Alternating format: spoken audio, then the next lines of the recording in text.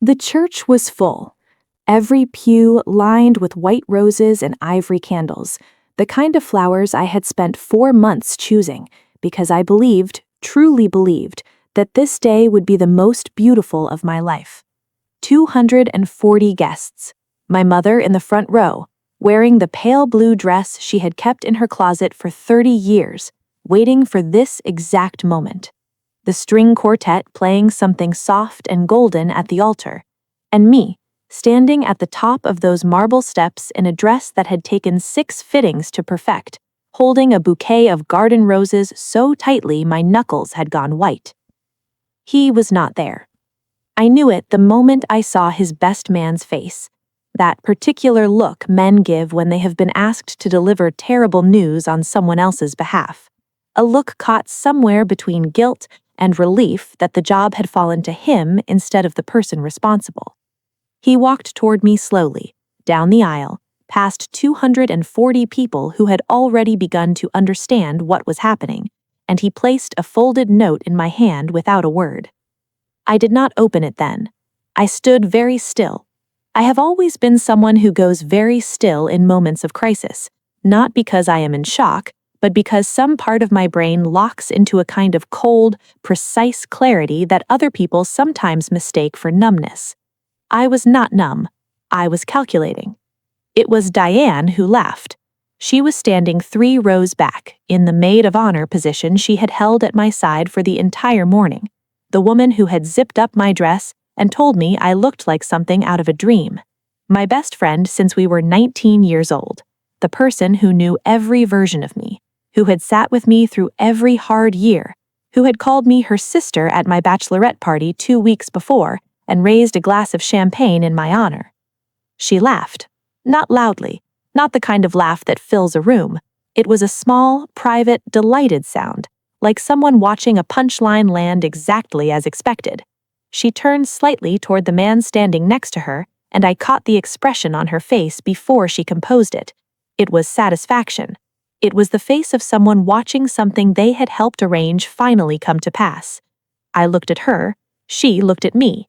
She arranged her face into sympathy so quickly that I almost doubted what I had seen. Almost. I turned back to face the altar. I handed my bouquet to my mother. I said, in a voice that was steady and clear and carried across the entire silent church, that we would not be proceeding today, that the wedding was canceled, that everyone should please enjoy the reception regardless because the venue was paid for and the food was beautiful, and that I was deeply grateful for their love and their presence. Then I walked back down those marble steps the same way I had come up them, alone, head level, eyes forward. That was 11 months ago.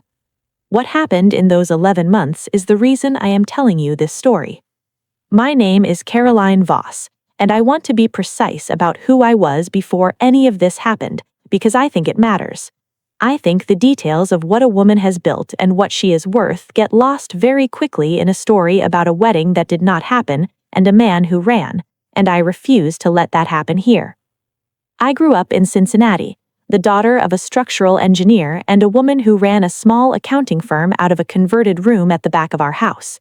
My mother kept 2 sets of files, one for her clients and one for what she called her education portfolio, which was a binder she updated every year with information about investment vehicles, tax law changes, real estate trends, and corporate structure strategies. She was not a wealthy woman when I was young. She became one slowly and methodically, through patience and precision, and she raised me to understand that financial literacy was not a skill reserved for men in boardrooms. It was survival. It was power. It was the difference between being dependent on someone else's decisions and being the person who made them. I went to Northwestern on a partial scholarship, completed a finance degree, and spent 3 years at a consulting firm in Chicago before I was recruited by a private equity group in New York called Harlow Capital. I was 28 years old when I started there. I was 31 when I was quietly promoted to a position that most people in my orbit did not know I held. That is important.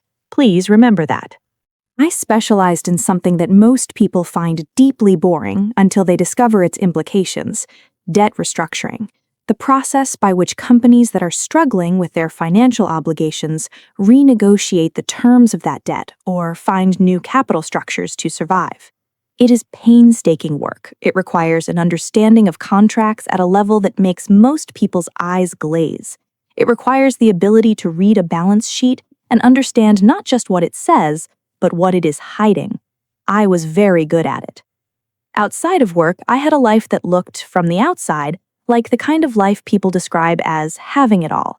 A beautiful apartment on the Upper West Side, a small circle of friends I had cultivated carefully over years, a relationship with a man named Grant Whitfield that had been, for 3 of its 4 years, something I genuinely believed was love.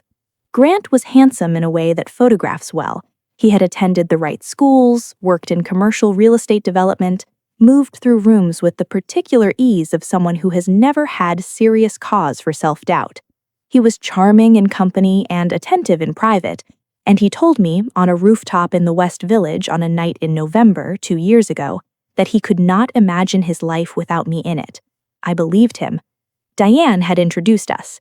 This is the part where I need to tell you about Diane, because without understanding Diane, the rest of this story makes no sense. Diane Calloway. We had met at 19 in a dormitory hallway, bonded over a shared contempt for a professor who graded on a curve that punished effort, and had been inseparable in the way that only women who meet at the exact right moment of their lives can be. She was brilliant in a way that was different from my kind of brilliant. Where I was methodical and quiet, Diane was quick and social and electric in rooms.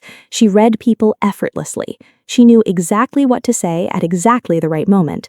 She built relationships the way I built spreadsheets, with a kind of architectural intention that most people could not see, but that produced extraordinary results. She had gone into event production and eventually founded her own firm, Calloway Events, which by the time of my wedding had become one of the most sought-after luxury event companies on the East Coast. Her clients were old money families, Fortune 500 companies launching products in spectacular fashion, charity foundations that needed their galas to be not just successful, but legendary. She had built something real. I was proud of her. Or I believed I was proud of her. I believed a great many things about Diane that I have since revised. Grant and Diane had known each other before I entered the picture. College-adjacent circles, overlapping friend groups, the kind of loose social proximity that exists in certain cities and certain industries.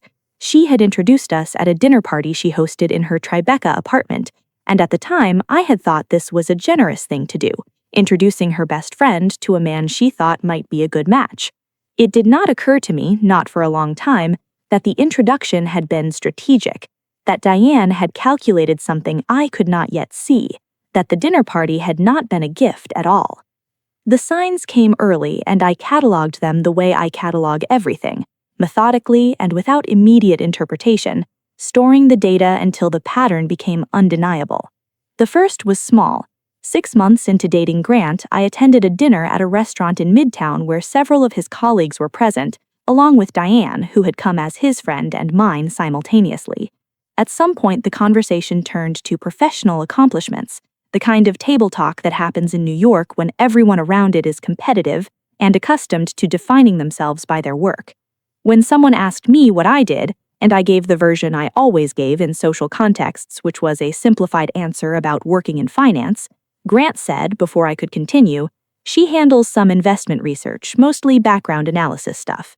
He said it pleasantly, with a smile, and moved the conversation along before I could add anything. I noticed. The second was at a gallery opening 4 months later. I had worn a dress I was particularly pleased with and had walked in feeling capable and composed, the way I usually feel. One of Grant's colleagues, a man I had met twice before, was speaking to a group when we approached, and he turned to Grant and said something that required Grant to introduce me again. Grant did, but he attached to my name a description that I had not offered and did not recognize. He called me his girlfriend, which was accurate, and then he said, "She's very creative, always working on little projects."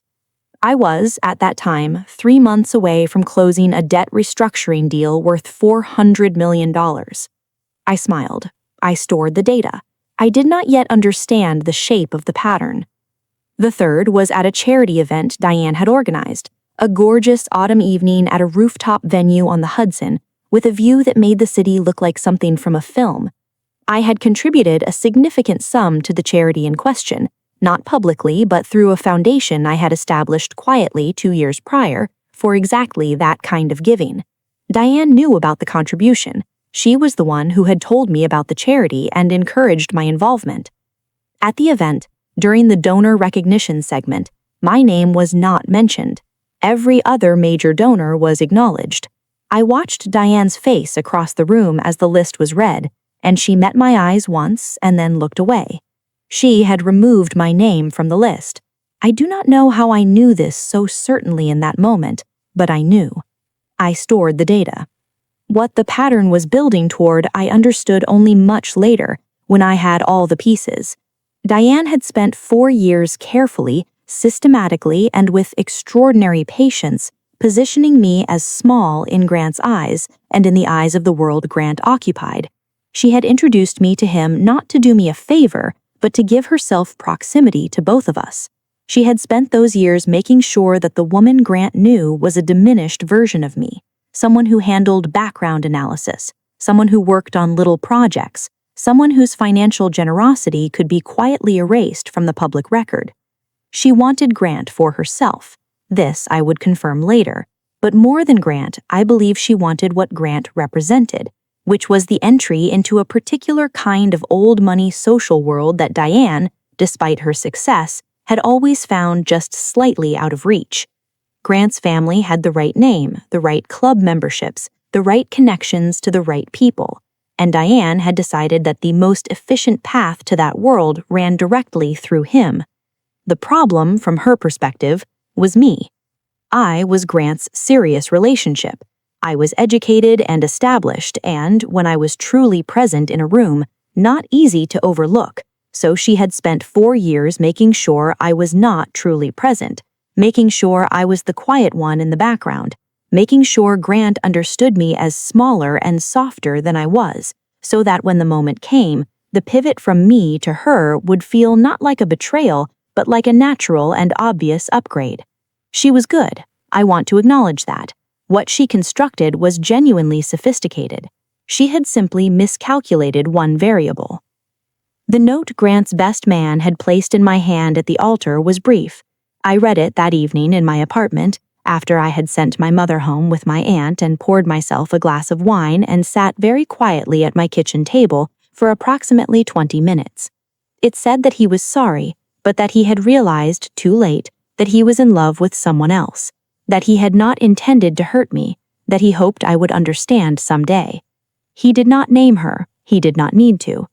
I sat with that note for a long time, not because I was devastated, though there was grief in it, real grief, the kind that lives in your chest like a stone you have to breathe around. I sat with it because I was thinking. I was looking at the situation from all angles, the way I look at a balance sheet, identifying what was visible and what was obscured, and what the actual underlying structure was.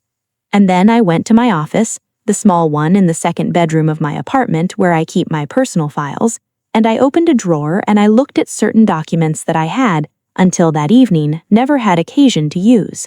Allow me to explain.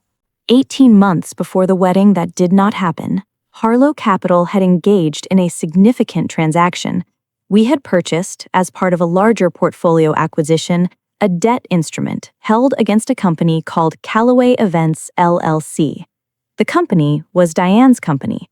The company was Diane's company, and it had been struggling, not visibly, not in the ways that the outside world could see, because Diane was brilliant at the surface and had maintained the appearance of success, even as the financial foundations had developed serious cracks. The cracks were the result of several things: a rapid expansion in 2021 that had overextended her operational capacity, a major client contract that had dissolved in litigation, and a line of credit she had taken to cover both problems that had been restructured once already and was now sitting in default risk territory. She owed, at the time of my wedding, $3,800,000 against assets that, under a stress analysis I had personally conducted, were overvalued by approximately 40%. Harlow Capital held the paper on that debt. I had identified it in the portfolio acquisition. I had flagged it internally. I had said nothing to Diane. I had watched, with great care and great stillness, for 18 months. The question I had spent those 18 months holding was not whether I would use this information, the question was when. I had not known until the moment I sat at my kitchen table with that note in my hand what the trigger would be. Now I knew. I did not make any moves that night. I want to be clear about this, because I think the speed of what came next sometimes makes people assume I acted impulsively. I did not. I slept on it. I consulted with 2 attorneys over the following week, one specializing in finance and one in corporate law. I reviewed every clause of the debt instrument with the precision I bring to every contract I have ever touched. I ran the scenarios. Then, I waited. The event was called the Meridian Foundation Gala, and it was, by any measure, one of the most significant charity events on New York's social calendar. Black tie, 400 guests, a venue in Midtown that had been booked for 18 months, and it was, naturally, being produced by Callaway Events. It had been planned as a joint appearance of sorts. Grant and I had been on the original guest list as a couple, before the wedding, and even after its cancellation, both of us had retained our invitations. Diane was producing the event. Grant was attending as the date of the host committee chair, which was a new development, the open acknowledgement of what I had already understood. The gala was scheduled for 8 weeks after my wedding day. I attended. I want to describe what I wore because I think it is relevant, not as vanity, but as intention. I wore a gown in deep navy silk, a designer I had worked with once on a charity project, cut in a way that was architectural and understated. No statement jewelry, no theatrical entrance. I arrived at 7:45, accepted a glass of champagne, and moved through the room with the ease of someone who has nothing to prove and no performance to give. Diane saw me first from across the room. I watched her register my presence, watched the calculation move across her face. She had not expected me to come. She had expected grief and absence, which would have been, in her narrative, a confirmation that she had won and I had retreated. I gave her a small, composed smile and turned to speak with someone else. Grant saw me 20 minutes later. He was with Diane at the edge of the dance floor. His expression when our eyes met was complicated in the way the expressions of people who have wronged you are always complicated. There was guilt there and something that might have been shame, and underneath both of those, something almost like relief that I appeared to be managing. He should not have felt relief. At 8:30, during the cocktail hour, in a cluster of conversation near the bar that included 3 board members of the Meridian Foundation, 2 prominent real estate developers, and a woman who wrote about the philanthropic world for a publication read by everyone in that room, Diane made her move. She had been building to it all evening. I could see the architecture of it, the warmth she was performing for the room, the proprietary way she stood near Grant, the way she had positioned herself to be seen. And then, in that cluster of conversation, someone asked about upcoming events on the social calendar, and someone mentioned the canceled wedding, and Diane said, with a smile of practiced sympathy, "Poor Caroline. She was so determined to make it work. Grant just finally realized they were on very different levels, professionally and otherwise." She paused. She always presented herself as this serious finance person, but honestly, between us, she handled background research, low-level stuff. I think the gap just became too much. She said it right there, in that cluster, with those people. I was standing 8 feet away. I heard every word. I had, in fact, positioned myself precisely in order to hear them. I turned. I looked at Diane for a moment. I looked at Grant. I looked at the faces of the people who had heard what she said. And then I smiled, the kind of smile that carries no warmth whatsoever. And I said, "Diane, I'm so glad you're here. I've been hoping to find a moment to speak with you." She composed herself beautifully. "Of course," she said. "Let's catch up." I said in a voice that carried exactly as far as the cluster of people around us. "I wanted to let you know that I've been in conversation with the Harlow Capital team this week about the Callaway Events debt position. As the managing director who oversees that portfolio, I've recommended we move forward with enforcement of the default clause. I imagine your legal team will be receiving documentation within the next few days. I'm sorry the timing is inconvenient." Silence. Not complete silence. The gala continued around us. The music played, glasses clinked, but in that cluster of conversation, there was a perfect, crystalline stillness. Diane's face went through several stages in the space of approximately 3 seconds. Confusion first, then recognition, then a kind of cold, plummeting comprehension, then something that was trying very hard to be composure and was not quite achieving it. She said, "I don't understand what you're talking about." I said, "I think you do. The March restructuring didn't resolve the underlying exposure, Diane. We've been monitoring it. You're in technical default on 3 covenant conditions as of last quarter. We've been patient, but the portfolio review requires us to act." I tilted my head slightly. "You should really speak with your attorneys." Grant was staring at me. The people around us were staring at me. The woman who wrote about the philanthropic world was very still in a way that told me she would be writing about this. I said, "Enjoy the evening," and I turned and walked to the opposite end of the room, accepted a fresh glass of champagne, and had a genuinely lovely conversation with the Foundation's executive director about their early childhood literacy initiative, which I then agreed to fund to the tune of $200,000, a contribution that would, unlike the one Diane had erased, be very publicly acknowledged. What followed was not dramatic in the cinematic sense. There was no screaming match, no public confrontation. The consequence moved the way financial consequences always move, through documentation and legal channels, and the gradual, inexorable weight of contractual obligation. Harlow Capital enforced the default. The process took 4 months and was conducted entirely through proper channels, reviewed by our legal team at every step, compliant with every applicable regulation. Callaway Events entered a restructuring process that resulted in Diane losing majority operational control of the company she had spent a decade building. The new controlling stakeholder was a holding entity that, if anyone had taken the time to trace it carefully through its corporate structure, would have found its ultimate beneficial owner to be a woman named Caroline Voss. I did not take this to destroy her. I want to be precise about this. I took it because the debt was legitimately owed, the default was real, and the enforcement was legally and financially warranted. The fact that Diane had spent 4 years systematically diminishing me in the eyes of the man I had planned to marry, and had laughed at my altar while wearing the dress she had helped me choose, was not irrelevant to my motivation, but it was not the mechanism. The mechanism was a contract. The mechanism was a covenant default.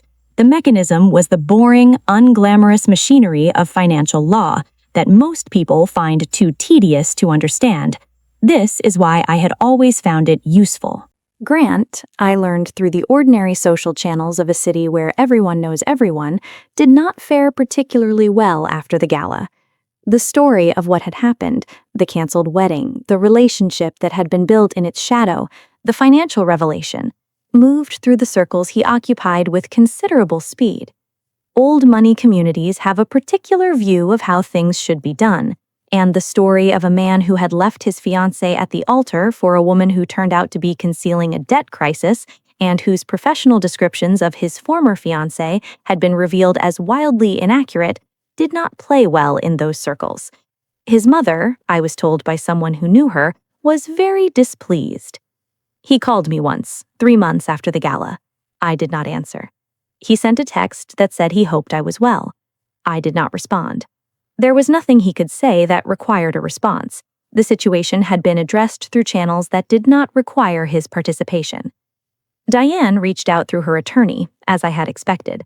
There were various communications that I will not detail here because they are covered by agreements I have signed. What I can tell you is that the matter was resolved to my satisfaction and that Callaway Events continues to operate in a reduced form, under new management, and that Diane Calloway now holds a minority position in a company she once owned entirely. She has not laughed at anyone at an altar since.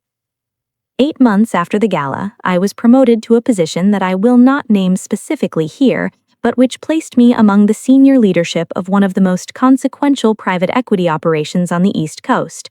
The promotion had been in discussion long before any of this happened.